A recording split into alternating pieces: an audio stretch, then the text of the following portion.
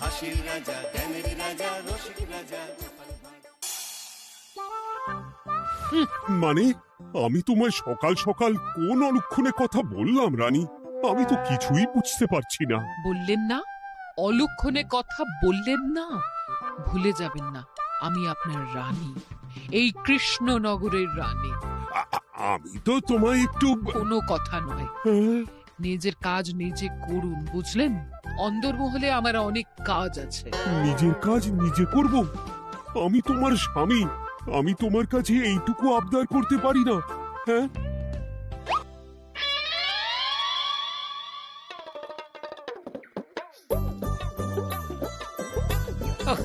আজ গিন্নির সাথে বচসা করতে গিয়ে দেরি হয়ে গেল।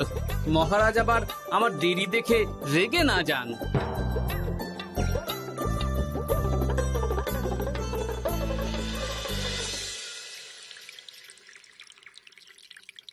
হ্যাঁ, তুমি কথাটা খুব একটা মন্দ বলনি মন্ত্রী। এতে রাজ্যবাসীরও উপকার হবে, আর রাজকোষেরও খুব একটা চাপ পড়বে না। তাহলে মহারাজ সব ঘরে ঘরে এই বার্তা পৌঁছে দিই। কি এত বড় সাহস তোমার? আমার মুখে মুখে কথা বলছো? যাও, বেরিয়ে যাও বলছি আমার চোখের সামনে থেকে। তোমায় আর দেখতে চাই না। আমি আবার কি বললাম মহারাজ? কি বললে মানে? কি বলতে বাকি রাখলে শুনি? বলছিলাম কি, অপরাধ নেবেন না মহারাজ, সেনাপতি তো। চুপ, একদম চুপ। আমি মরছি নিজের জ্বালায়, আর তুমি ওই ভুল ভাল বলে আমার মাথা বিগড়ে দিতে চাইছো। মহারাজ রেগে আগুন, এই ছিলেন ঠান্ডা, এই তো মুখে হাসি ছিল, এখন হাতে ডান্ডা। কি বললে কবি? তুমি আমায় অপমান করলে? যাও, এক্ষুনি তোমরা সবাই দূর হয়ে যাও আমার সামনে থেকে। কাউকে চাই না আমি। এই মুহূর্তে রাজসভা আমি শূন্য দেখতে চাই, না হলে আজ সব কটার গর্দান নেব আমি। যাও বলছি।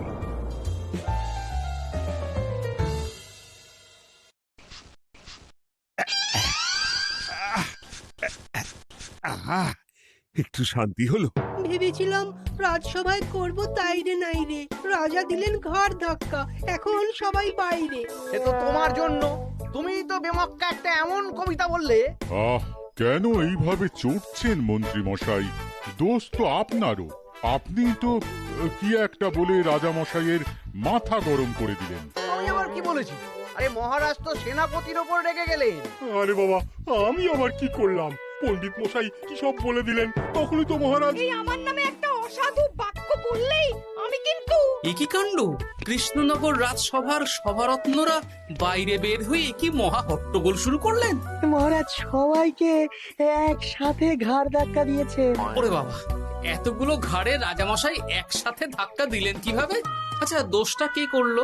দোষ করেছে ও, দোষ করেছে ও, দোষ করেছে ও, দোষ করেছে ও।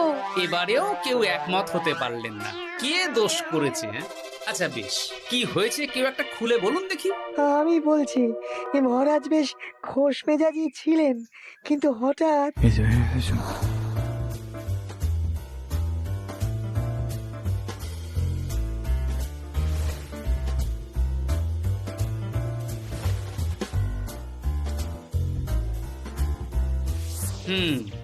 এই কাণ্ড! এ তো ভারী অদ্ভুত রোগ মনে হচ্ছে। মহারাজের আচমকা মাথায় রক্ত চড়ে গেল নাকি? হ্যাঁ,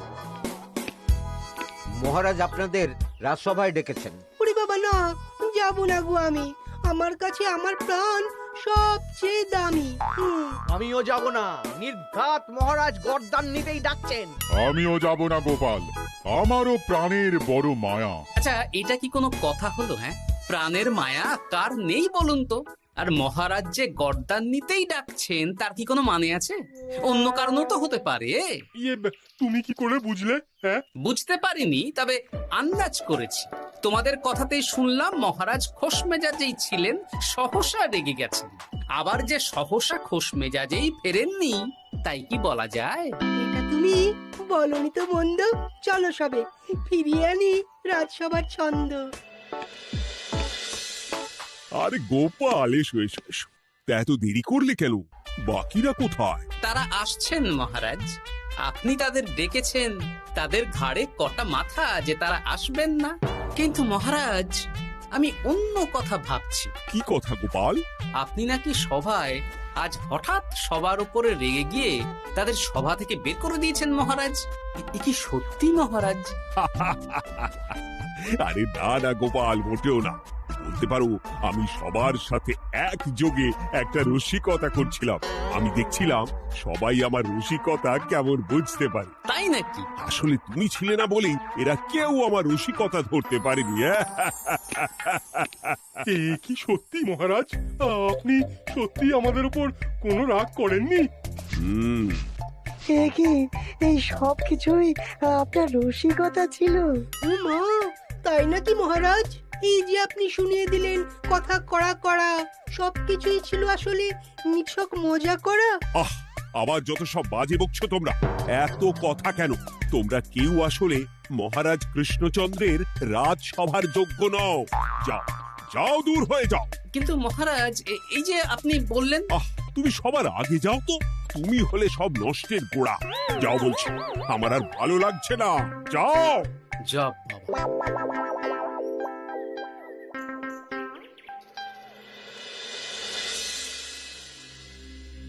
কি বুঝছেন? না না না, আমি তো সবই ঠিক দেখছি রানীমা। হ্যাঁ, এটা ঠিক যে নারীর গতি কিঞ্চিত চঞ্চল বটে, তবে তা তো হতেই পারে। বাকি সবটাই ঠিকই আছে। তাহলে এমন হচ্ছে কেন? মহারাজ এইভাবে যখন তখন রেগে যাচ্ছেন কেন? আজ শুনলাম আপনাদের সভা থেকে দুবার বের করে দিয়েছেন, আবার ফিরিয়ে এনেছেন। হুম হুম হুম। আমি ওষুধ পাঠিয়ে দিচ্ছি, আর মহারাজের কিঞ্চিত বিশ্রামের দরকার। হ্যাঁ, তোমার মাথা আর আমার মুন্ডু। বলি, আমি বিশ্রাম নিলে রাজকার্যকে চালাবে শুনি তুমি, নাকি ওই অকর্মার ঢেকি মন্ত্রী? না মানে ওই আমি। যাও, আর আমার কথা বলতে ভালো লাগছে না। আমাকে একটু একা থাকতে দাও।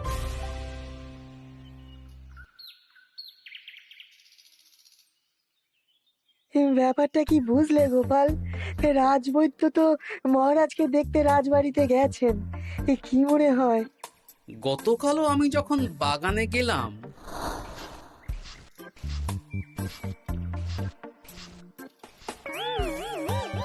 গোপাল, তোমার কি মনে হয় মহারাজকে কোন রোগে ধরেছে? এই রেগে যাচ্ছেন, আবার এই মাথা ঠান্ডা হয়ে গিয়ে ডেকে পাঠাচ্ছেন। আমি বলি কি গোপাল, তখন সবার সামনে বলিনি বটে, তবে এখন তোমার সামনে স্বীকার করতে বাধা নেই। কি কথা বিজ্ঞানী? মহারাজের এই রাগের কারণ হয়তো আমি। আমার মনে হয় আমার দোষেই উনি এরকম বারবার রেগে যাচ্ছেন। কেন? আসলে মহারাজ আমাকে একটা মাথা যন্ত্রণা সারার ওষুধ আবিষ্কারের দায়িত্ব দিয়েছিলেন, তো আমি অনেক চেষ্টা করেও সেই ওষুধটা আবিষ্কার করতে পারিনি। যেটা আবিষ্কার করেছি তাতে সেরকম কাজ হচ্ছে না। আমার মনে হয় ওনার মাথা ব্যথা থেকে এরকম হচ্ছে। সে যাই হোক, তুমি কিছু একটা করো গোপাল।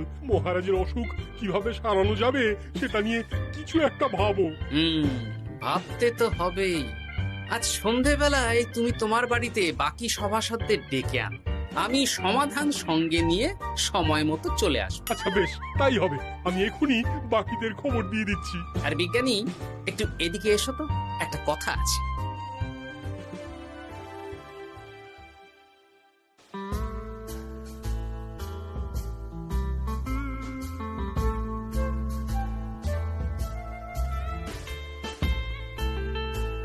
গো, বলি এইভাবে ঘুরলে কি মহারাজের ব্যামো সেরে যাবে? তা সারবে না। তার চেয়ে এক কাজ করি, কিছুটা আলু আর ছোলা সেদ্ধ করেছি, তার সাথে নুন, লঙ্কার গুঁড়ো আর লেবু দিয়ে মেখে আলু কাবলি বানিয়ে দিই, কি বলো? হ্যাঁ, দাও দাও দাও, মন্দ হয় না। মহারাজের মন উচ্চাটন। তার কি কারণ? মাঝে মাঝে আসছেন আর মহারাজ রেগে আগুন হয়ে যাচ্ছেন, আবার যেই সে ব্যামো ঠিক হয়ে যাচ্ছে মহারাজ সেই আগের মতন। তার উপর আবার সভাসদেরা মনে করছে তাদেরও কোনো দোষ আছে। তাহলে দুয়ে দুয়ে চার করতে হবে, কিন্তু কিভাবে কিভাবে কিভাবে? এই নাও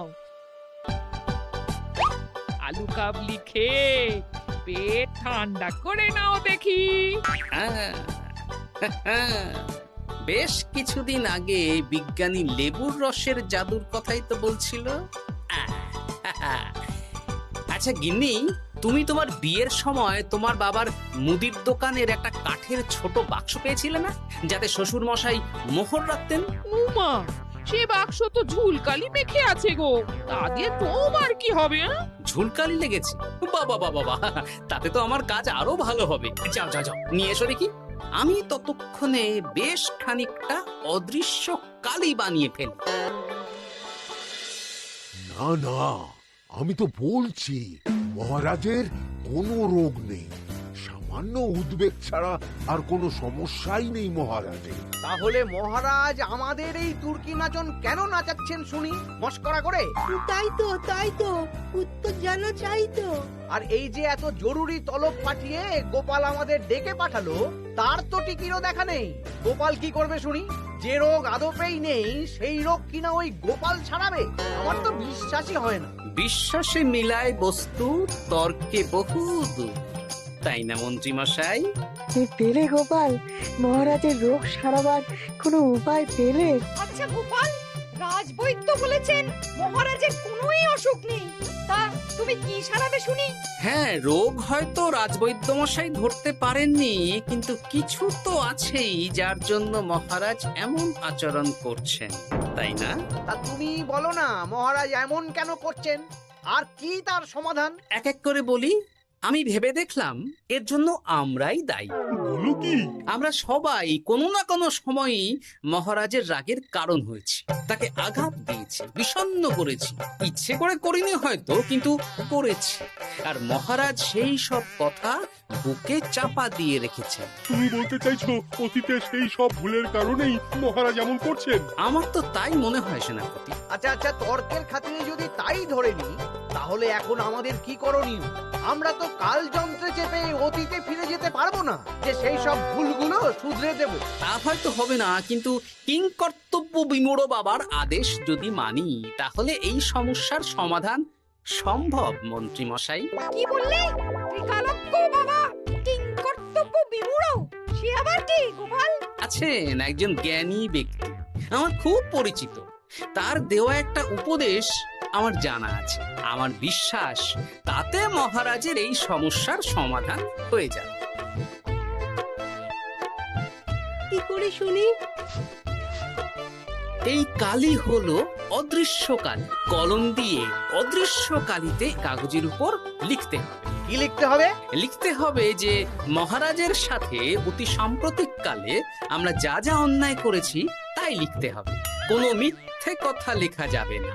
তবে চিন্তা নেই, অদৃশ্য কালি, ফলে কেউ কারো লেখা পড়তে পারবে না। এইবার এই কাগজ ভাঁজ করে ফেলে দিতে হবে এই বাক্সে। বাক্সে তালা, তার চাবি থাকবে মন্ত্রী মশাইয়ের কাছে। আবার আমার কাছে কেন? পরে যাতে কোনো সন্দেহ না করেন, যা সন্দেহবাতিক মৌন আপনার বললে। এইবার এই বাক্স সারা রাত নদীর ধারে বটতলায় পড়ে থাকবে, চাঁদের আলো পান করবে। তারপর সকালে আমরা সবার সামনে এই বাক্স ফেলে দেব নদীর জলে। সবার অন্যায় সারা রাত চাঁদের আলো পান করে শুদ্ধ হয়ে ভেসে যাবে নদীর জলে। ব্যাস ব্যাস, আমরা সবাই পাপ মুক্ত হয়ে যাব। একদম সবাই শুদ্ধ হয়ে যাব, আর মহারাজের ব্যামো সেরে যাবে। কিন্তু তুমি কোনো চালাকি করছো না তো গোপাল? অদৃশ্য কালিতে লেখার সাথে আমি আর কোন চালাকি করব মন্ত্রী মশাই? দেখুন, আমি একটা কাগজে লিখছি। কি কিছু বোঝা যাচ্ছে? সত্যি তো কিছু বোঝা যাচ্ছে না যে আদৌ কিছু লেখা হয়েছে কি হয়নি। তাহলে লেখা শুরু করা যাক। এক এক করে লিখুন আর কাগজ ভাঁজ করে বাক্সে ভরে দিন। আর হ্যাঁ, একদম মিথ্যে কথা লিখবেন না, তাহলে কিন্তু লেখাগুলো অদৃশ্য থাকবে না, ফুটে উঠবে। আচ্ছা গোপাল, বুঝেছি। কলম কালি মন, লেখে 3 জন। মিথ্যে কথা লিখে দিলেই ঘটবে অঘটন। আমি বাক্সটা নদীর পাড়ে সঠিক জায়গায় রেখে আসবো। তারপর কাল সকালে সবাই মিলে এই বাক্স ফেলে দেব নদীর জল। ঠিক আছে?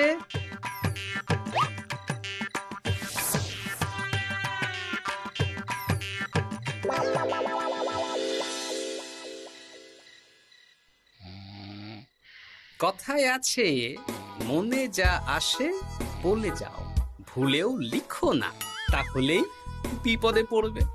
এদিকে কেমন সবাই নিজের নিজের দোষ লিখে বাক্সে ফেলে দিয়েছে। ভাগ্যিস আমি সবার লেখা কাগজগুলো রাতের অন্ধকারে বের করে আনলাম।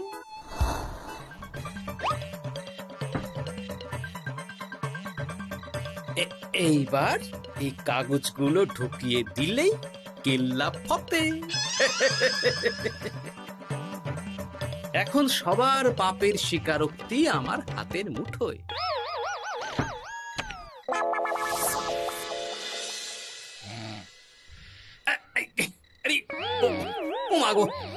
ও বাবা গো,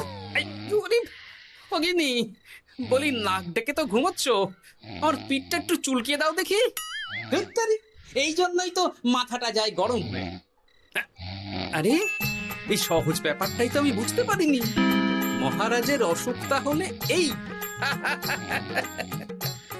যাক, এই রাতের বেলাতেই একসাথে একটা ঢিল পেয়ে গেছি।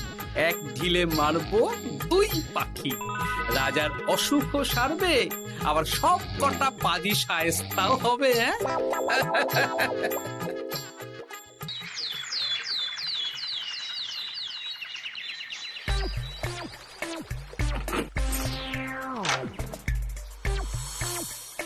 কি এইবার শান্তি হয়েছে তো মন্ত্রী মশাই? যেমন অদৃশ্য লেখা ছিল সেরকমই আছে তো? কিন্তু এইতে কি মহারাজের রোগ সেরে যাবে? যাবে না মানে? মনে করুন সেরে গেছে।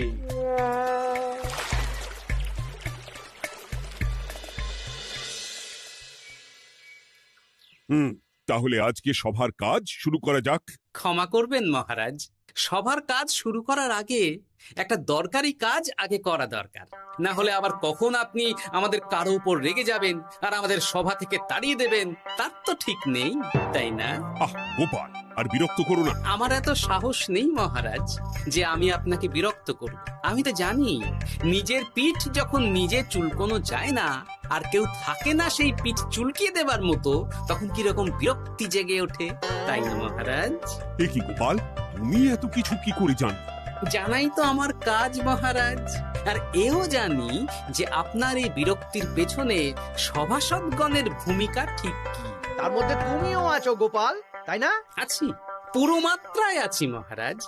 তবে হ্যাঁ, আমি কিন্তু তাই বলে রাজকোষের হিসেবে গোলমাল করে মহারাজের কোপের কারণ হইনি মন্ত্রী মশাই। কি গোপাল আন্দাজে বলছে? না হলে কাল অদৃশ্য কালিতে আমি কি লিখেছি সেটা জানলো কি করে? আমি যা লিখেছি সেটাও কি গোপাল পড়ে ফেলেছে নাকি? যাকে পড়লেই বাকি, সব লেখা তো ওই নদীর জলে ভেসে গেছে। আমি যে লিখেছি তার প্রমাণ কি? তবে আর চিন্তা নেই মহারাজ, সমস্যার সমাধান হয়ে গেছে। এখন থেকে আপনি যতক্ষণ রাজসভায় থাকবেন, প্রথমে মন্ত্রী মশাই, তারপর পণ্ডিত মশাই, আর তারপর রাজবৈদ্য পালা করে আপনার পিঠ চুলকে দেবে। কেন আমি কেন চুলকে দেবো? না দিলে যে আপনার কপালে অনেক বড় শাস্তি ঝুলছে মন্ত্রী মশাই। রাজকোষে যে জালিয়াতি আপনি করেছেন তার স্বীকারোক্তি আমি হাজির করব যে মহারাজের সামনে।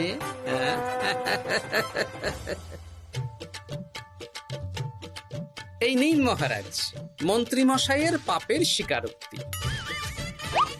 আপনি আগে মন্ত্রী মশাইয়ের লেখাটা পড়ুন, তারপর একে একে সকলের স্বীকারোক্তি দিচ্ছি। এ কি মন্ত্রী, তুমি রাজকোষ থেকে 500 মোহর চুরি করেছো, আর তার বদলে সেই হিসেব তুমি পুকুর পাড় বাঁধানোর খরচ হিসেবে দেখিয়েছো। এই সেরেছে, এটা ফুটে উঠলো কি করে? সে অনেক কাণ্ড মন্ত্রী মশাই, বাকিদের সবারটাই আছে, এত জেনে কাজ কি? না না, জানতে তো হবেই। তাহলে শুনুন, এই অদৃশ্য কালি আসলে লেবুর রস। গতকাল রাতে আমি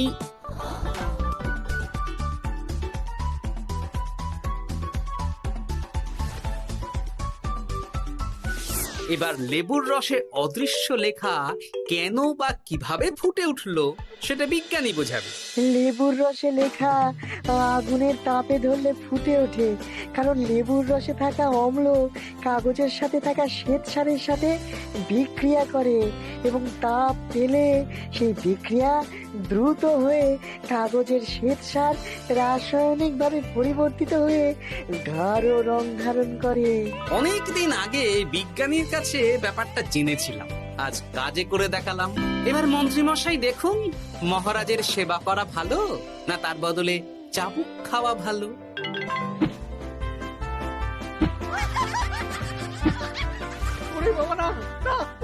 আগে যেমন বুনো ওল তেমনই তো বাঘা তেঁতুল হবে মন্ত্রী মশাই। যা, রাজা মশাইয়ের মেজাজ আবার বিগড়ে যাওয়ার আগেই কাজ শুরু করে দিন ও বাকিদেরকে সেবা করার সুযোগ করে দিন। আজ থেকে ভুল হলে শুধরে নেব ভুলকে। মন্ত্রীমশাই মহারাজের পিঠ দেবে চুলকে।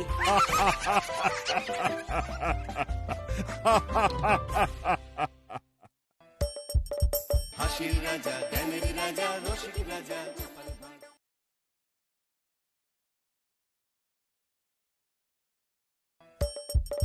হাসির রাজা জ্ঞানের রাজা রসিক রাজা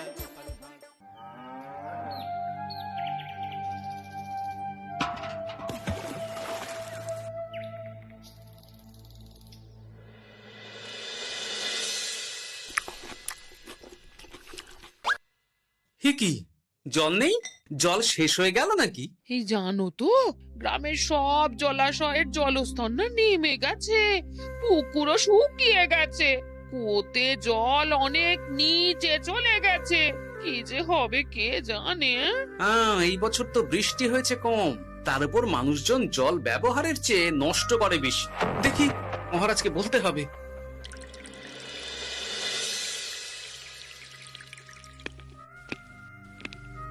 এই তো গোপাল এসে গেছে।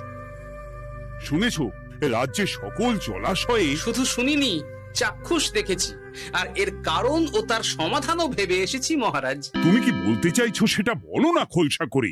মহারাজ, আসন্ন দিনে জলাভাব মেটানোর একটাই উপায়, তা হলো প্রজাদের উপর কর চাপানো। মহারাজ, আমার ঠাকুরদা বলতেন, যা মেলে মূল্য বিনে তার মূল্য কে আর জানে। আমরা যেহেতু জলের মতো এত মূল্যবান সম্পদ বিনামূল্যে পাচ্ছি, তাই একে গুরুত্ব দিতে শিখিনি। সবাই মিলে দেদার জলের অপচয় করছে।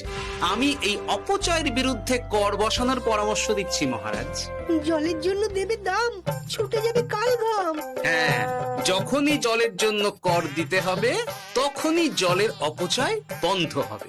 এতে লাভটা কি হবে গোপাল? মানুষ কম জলে কাজ করা শিখে যাবে, ফলে আগামী দিনে যদি জল সম্পদ কমেও যায়, এই কৃষ্ণনগরের প্রজারা আগে থেকেই তার জন্য প্রস্তুত হয়ে যাবেন। কিন্তু আমি আমার প্রজাদের কাছ থেকে জলের দাম নেব গোপাল? না মহারাজ, কর বাবদ যে অর্থ উপার্জন হবে তার সাথে আপনার দান মিলিয়ে রাজ্যের মধ্যে একটা বিরাট কৃত্রিম জলাধার বানানো হবে। বাহ বাহ বাহ! যেখানে বৃষ্টির জল সংরক্ষণ করা যাবে মহারাজ। এতে সারা বছর ধরে আর কোনো জলের অভাব থাকবে না মহারাজ। গোপালের প্রস্তাব বড় ভালো লেগেছে। আগামী দিনে ইতিহাসে এই কর্মযজ্ঞের কথা লেখা থাকবে বলেই আমার বিশ্বাস। আর তাই আমি গোপালকে এই মুহূর্তে 50টি স্বর্ণমোহর উপহার দেব বলে ঘোষণা করছি। সাধু সাধু সাধু।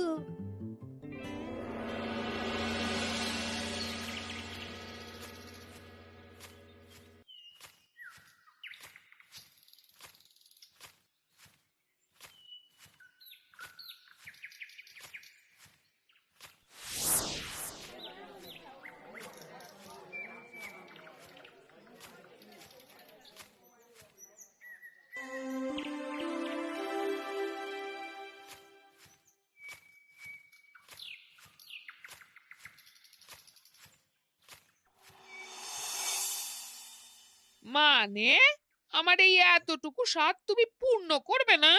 আমি কি নিজের জন্য চেয়েছি নাকি? সবই তো পাবে তোমার মেয়ে আর জামাই। হ্যাঁ, সে বুঝেছি গিন্নি, তাই বলে এতগুলো মুদ্রা আমি খরচ করতে পারবো না। পারবে না? আমি তাঁতির বাড়ি থেকে মেয়ে জামাইয়ের জন্য কয়েকটা শাড়ি আর ভালো পাঞ্জাবি কিনে একটু পাঠাবো। কিন্তু এখন আমার কাছে অত মুদ্রা নেই গিন্নি, পরে পেলে আমি ঠিক তোমার স্বাদ পূরণ করব। আবার বাজে কথা বলার জায়গা পাও না তুমি। এতক্ষণ কোথায় ছিলে গো? আমি বেলায় নদীর পাড়ে গিয়েছিলাম, তখন কমলা আমাকে বলল তোমায় নাকি দেখেছে। কি দেখেছে?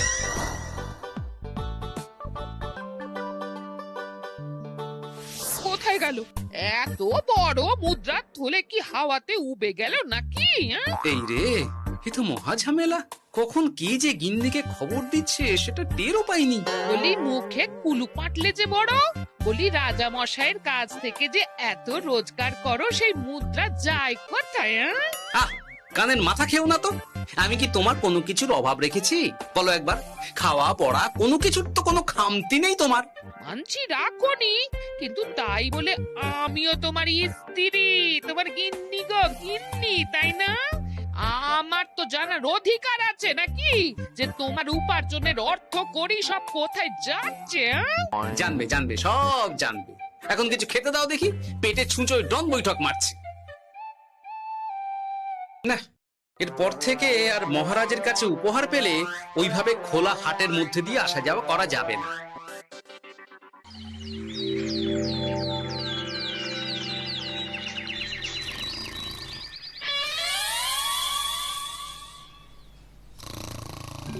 তোমার আর কোনো চিন্তা নেই গোপাল, আমি তোমার মাসোহারা তো বাড়িয়ে দিলাম, সঙ্গে প্রত্যেক দিন তুমি 10 মোহর করে পারিতোষিক পাবে। এই নাও।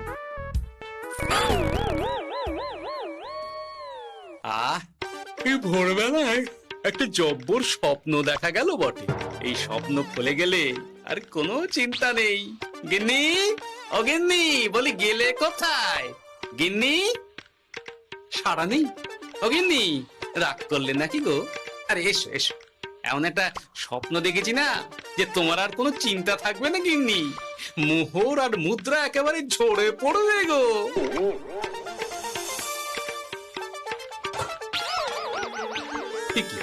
সব ফলাহার সাজিয়ে রেখে গেল কোথায় গিন্নি? নিজের বাপের বাড়িতে তো যাবে না, কেউ নেই সেখানে। মেয়ের বাড়ি গেল নাকি? না, মেয়ের বাড়িতে তো গিন্নি যায় না। তাহলে না না, খালি পেটে এত ভাবতে পারছি না। আগে মুখ হাত ধুয়ে এসে কিছু খেয়ে নি, তারপর দেখি গিন্নি কোথায় গেল। না, গিন্নিকে তো কোথাও দেখলাম না। গেল কোথায়? যাকে আগে রাজবাড়িতে তো যাই, ফেরার সময় না হয় আবার খোঁজ নেব, ততক্ষণে ফিরেও আসতে পারে।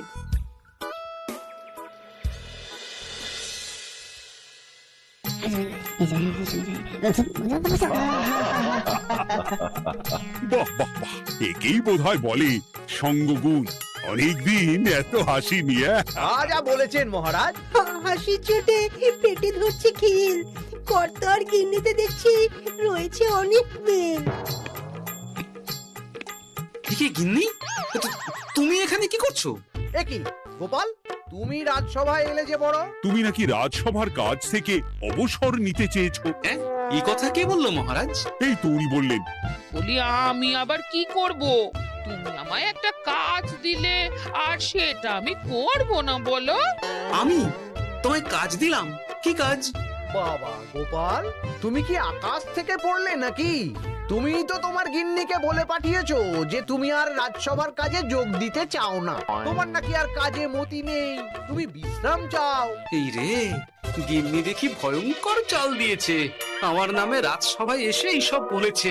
তাই কথা ঠিকই গোপাল, যে তোমার অবসর গ্রহণের কথা শুনে আমি বিশেষ মনমরা হয়ে পড়েছিলাম। কিন্তু তোমার গিন্নি যেভাবে রাজসভায় হাসি মজা হুল্লোড় পরিবেশন করছে, তাতে আমার মনে হচ্ছে এ সাপে বর হয়েছে। এই বেলা যদি গোপালকে কায়দা করে রাজসভা থেকে তাড়ানো যায়, তাহলে আমার পথ থেকে বিরাট বড় একটা কাঁটা উপড়ে ফেলা যাবে। গোপাল গিন্নি সবার মধ্যে বিলিয়েছেন হাসি, তার জন্য রাজামশাই হয়েছেন ভারী খুশি। হ্যাঁ গোপাল, তাই আমি ঠিক করেছি তোমার স্থানে আমি তোমার গিন্নিকেই বহাল করব। তোমার সঙ্গে ঘর সংসার করে ওর বুদ্ধি বেশ খোলতাই হয়েছে, সেটা বোঝাই যাচ্ছে। এছাড়াও আমাদের অনেক পরামর্শ দিয়ে সাহায্যও করতে পারবে। তাছাড়া উনি মহিলা বলে অন্দরমহলেও যেতে পারবেন, রানীমাও খুশি হবেন বলেই তো আমার বিশ্বাস। কি গোপাল গিন্নি, তোমার এই কাজ করতে কোনো আপত্তি নেই তো? আপত্তি কেন থাকবে মহারাজ? আমি ধন্য আপনি আমায় এত বড় সম্মান দিচ্ছেন বলে। তুমি আমার কত বড় সর্বনাশ করলে গিন্নি। তুমি কিনা শেষে আমার চাকরিটাই খেলে। এটা গোপালের জন্য বড় ভালো হলো, তাই না? কোনো কাজ করতে হবে না, কিন্তু রোজগার আগের মতোই থাকবে। অবসর আর উপার্জন একসাথে। না হে গোপাল, তুমি আর এখানে কাঁচুমাচু মুখে দাঁড়িয়ে না থেকে নিজের বিশ্রামে ব্যাঘাত ঘটিও না। আমাকে সবার কাজ শুরু করতে দাও। যথা আজ্ঞা মহারাজ।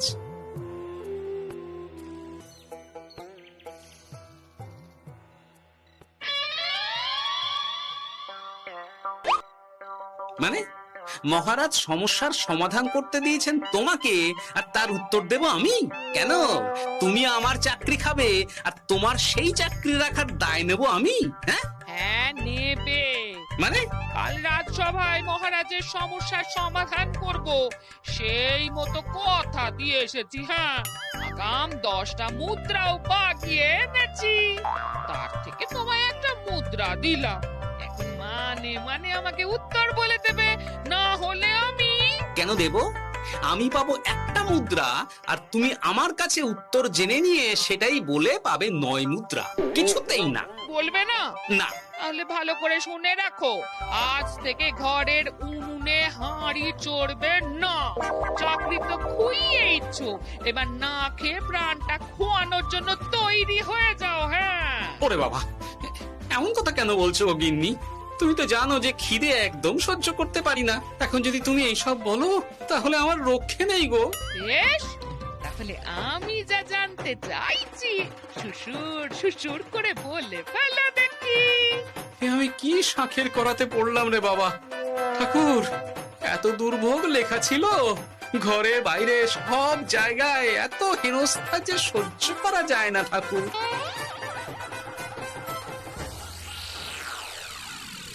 একেই তো বলে গো গিন্নি, মেঘ না চাইতেই জল। এতদিন কতভাবে চেষ্টা করেছি গোপালকে রাজসভা থেকে তাড়াবার, আর গোপাল নিজেই কিনা রাজসভা থেকে পালিয়ে গেল। কি সব বলছো? তোমার শরীর ঠিক আছে তো? শরীর মন সব ঠিক আছে, তবে গোপালের বদলে কাকে বহাল করা হয়েছে শুনলে তোমার মাথা ঘুরে যাবে। কাকে? গোপাল গিন্নিকে। আমার কিন্তু বিষয়টা খুব একটা সরল ঠেকছে না গো। গোপাল ভাঁড়ের বুদ্ধি তো আর যে সে বুদ্ধি নয়। উনি যাই করেন খুব ভেবে চিন্তে করেন, এর পেছনে আবার কোনো মতলব নেই তো। এটা তুমি মন্দ বলনি গিন্নি। গোপালকে নিয়ে সত্যিই কোনো বিশ্বাস নেই। ও কখন কি ঘোট পাকাচ্ছে বলা যায় না। আমাকেও সাবধানে থাকতে হবে। দেখতে হবে যে গোপাল আসলে কি চাল চালতে চাইছে।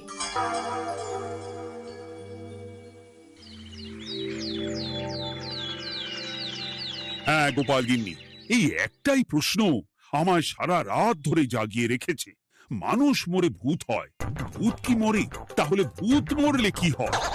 মানে মহারাজ, এই প্রশ্নের উত্তর আমার আজকে দিতে ইচ্ছে করছে না। হ্যাঁ, আমি না হয় আপনাকে আগামীকাল এই প্রশ্নের উত্তর দেব, ঠিক আছে? হ্যাঁ, গাছ থেকে পড়ে গেলে জাপটে ধরে ডালকে। আজকের প্রশ্নের উত্তর উনি দেবেন কালকে। না হে গোপাল গিন্নি, তা হয় না। এই প্রশ্ন আমাকে সারা রাত বিচলিত করেছে। আবার যদি আজকেও এই প্রশ্নের উত্তর না পাই, তাহলে তো আবার একটা নিদ্রাহীন রাত আমাকে কাটাতে হবে। মানে আমি বলছিলাম কি মহারাজ, গোপাল গিন্নি তো সদ্য এই কাজে বহাল হয়েছে, তাই তাকে তো একটু সময় দেওয়া দরকার নাকি? কিন্তু প্রশ্নের উত্তর না পেলে যদি মহারাজের শরীর খারাপ হয়, তার দায় কে নেবে মন্ত্রী মশাই? এখন আমি কি করব? এ তো মহা বিপদে পড়লাম দেখছি। আচ্ছা মহারাজ, ঠিক আছে ঠিক আছে, আমি এই প্রশ্নের উত্তর দেব, কিন্তু আমার না একটু সমস্যা আছে। খোলা হাওয়াতে গিয়ে না দাঁড়ালে আমার ঠিক মাথা খোলে না, তাই বলছিলাম। তাই না হয় যাও, হাওয়া খেয়ে এসে মাথাটা খোলতাই করে নাও, কিন্তু এই প্রশ্নের উত্তর আমাকে আজকেই দিতে হবে। হ্যাঁ, এই যে কি সমস্যা! সারাদিন ঘরে বসে থেকে থেকে তো আমার সারা গায়ে বাদ ধরে গেল। সেই সকাল বেলা আমাকে ফলাহার করিয়ে দিয়ে গিন্নি তো চলে গেছে রাজবাড়িতে চাকরি করতে। এদিকে আমার যে পেটে কিচ্ছুটি নেই, তার কি হবে? মহারাজ দোকানে গিয়ে যে ভালো মন্দ খাবো তারও উপায় নেই, তাহলেই তো কাঁড়ি কাঁড়ি খরচা। না, একবার দেখি তো উনুন ধরিয়ে অন্তত ভাতটা চাপাতে পারি কিনা, তাহলে গিন্নির ওই হাঁড়ি না চড়ার হুমকির হাত থেকে অন্তত বাঁচা যাবে।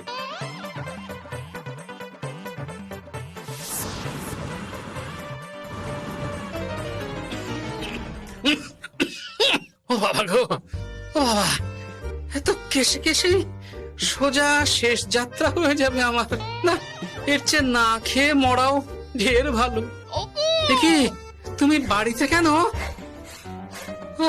এত হাঁপাচ্ছ কেন? সাড়ে তাড়া করেছে নাকি? আরে না গো, মানুষ মরে ভূত হয়, ভূত কি মরে? তাহলে ভূত মরলে কি হয়? খোলা হাওয়াতে গিয়ে না দাঁড়ালে আমার যে মাথা খোলে না। ও, এই হলো ব্যাপার। বেশ, এর উত্তর তোমায় আমি বলে দিচ্ছি। ভূত মরে প্রথমে এক ঝুড়ি অন্ধকার হয়, সেই অন্ধকার হাওয়াতে উড়ে বেড়ায়। এক সময় সেই অন্ধকার পাতলা হতে হতে কুয়াশার মতো হয়ে যায়। ব্যাস, মিটে গেল। ব্যাস, মিটে গেল। যদি রাজা মশাই এই কথা বিশ্বাস না করেন, হ্যাঁ, তুমি হলপ করে বলবে আপনি যখন মরবেন একদম মিলিয়ে নেবেন মহারাজ। এর চেয়ে এক পা এদিক ওদিক হয় না যেন। হ্যাঁ, এই না হলে তুমি গোপাল ভাঁড়। বুঝেছ তাহলে? এই তুমি চিন্তা করো না, রাজবাড়ি থেকে ফেরার সময় আমি তোমার জন্য অনেক অনেক বাজার করে আনবো, ঠিক আছে? এই আমি যাই। এ তো ভারী মজা হলো। মহারাজ তক্ষুনি প্রশ্নের উত্তর চাইলে গিন্নি এইভাবে সেই রাজবাড়ি থেকে দুধ দাঁড়িয়ে ছুটে আসছে উত্তর জানতে। আমাকে তুমি একটা চাল দিয়ে কুপকাত করেছে তো গিন্নি। এইবার বুঝবে কত ধানে কত চাল।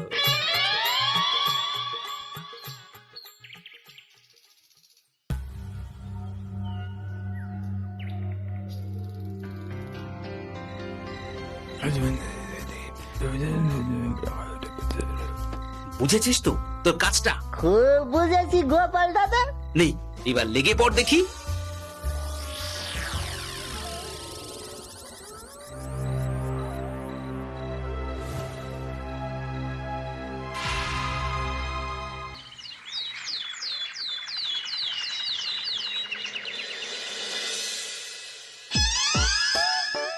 তাহলে আর বলছি কি তোমাদের, সকাল বেলায় উঠে দেখি মুখের এই হাল। এই কাণ্ড কি করে হলো মহারাজ? তার আমি কি জানি। আমি সকালে উঠে আয়নায় নিজেকে এই অবস্থায় দেখে খুব চিন্তায় রয়েছি। গোপাল গিন্নি, আগে মহারাজ, গোপাল থাকলে যে কাজ করত সেটা তো তোমাকেই করতে হবে, বলতে হবে এর সমাধান কি। হ্যাঁ মানে আমি হ্যাঁ হ্যাঁ, আমার মনে আছে। তোমার তো আবার হাওয়া না খেলে চলে না। যাও যাও, তাড়াতাড়ি হাওয়া খেয়ে এর উত্তর নিয়ে এসো।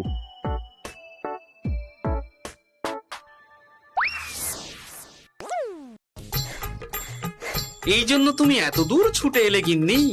মহারাজকে বলবে যে তিনি যেন আজ রাতে চাদরটা মুখে ভালো করে মুড়িয়ে ঘুমোন, তাহলেই মিটে যাবে। এই রং চলে যাবে আর নতুন করে কিছু হবেও না। ও মা, বলি এত সোজা সমাধান? তা নয় তো কি?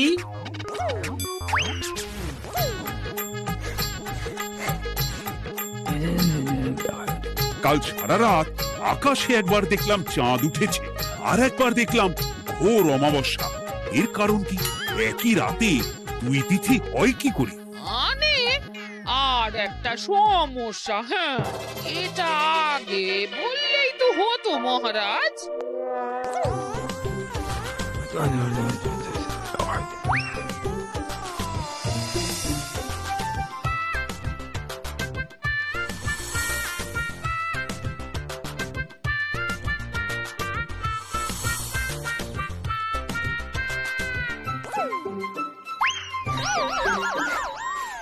কি তুমি হাওয়া খেতে গিয়ে এইভাবে খাবি খাচ্ছ কেন গোপাল গিন্নি?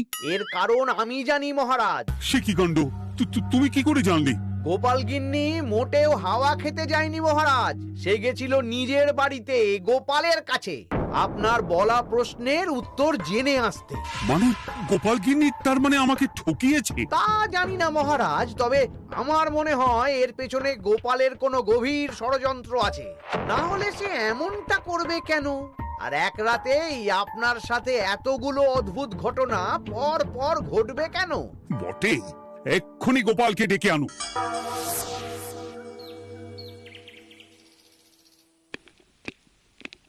না মহারাজ, আমি সত্যি অবসর চেয়েছিলাম, আর তাই আমার গিন্নি আপনার কাছে এসে বলেছিল। ওর কোনো দোষ নেই মহারাজ। না মহারাজ, আমি মিথ্যে কথা বলেছি। হ্যাঁ, উনি আপনার কাছ থেকে পাওয়া সোনার মোহর নিয়ে বাড়ি যান না, তাই আমি ওকে শায়েস্তা করতে এই ফন্দি করেছিলাম। আসলে মহারাজ, আমি আপনার কাছ থেকে পাওয়া সোনার মোহর জল প্রকল্পের কাজে লাগাবো বলে কিছু জনকে নিয়ে একটা দল গঠন করতে গিয়েছিলাম, আর তাদের কাছেই ওগুলো রেখে এসেছি। এটা যদি আমার দোষ হয় তাহলে আমি ক্ষমা প্রার্থী মহারাজ। সাধু গোপাল, সাধু তোমার উদ্যোগ। এই কাণ্ড! আর এদিকে রাজবাড়ি থেকে বাড়ি, আর বাড়ি থেকে রাজবাড়ি করতে করতে আমার প্রাণ ওষ্ঠাগত হয়ে গেছে মহারাজ। ওহ, আমার ঘাট হয়েছে, আপনি আমায় ক্ষমা করে দিন মহারাজ। এইবার মজার টের পেয়েছ তো গিন্নি? আপনি আপনার আদরের গোপাল ভাঁড়কেই তার চাকরি ফিরিয়ে দিন মহারাজ। আমি যাই আমার হেসেল সামলাতে। কেলে পচা খুব ভালো করেছে বলতে হবে।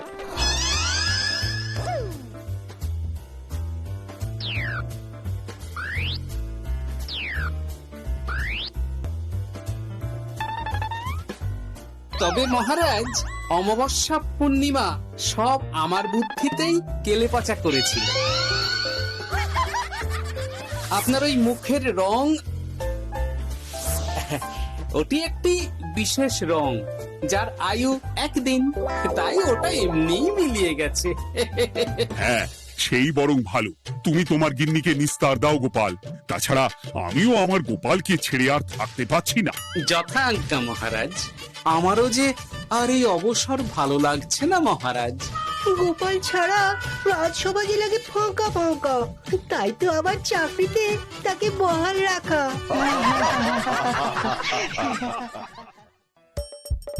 হাসির রাজা, জ্ঞানের রাজা, রসিক রাজা।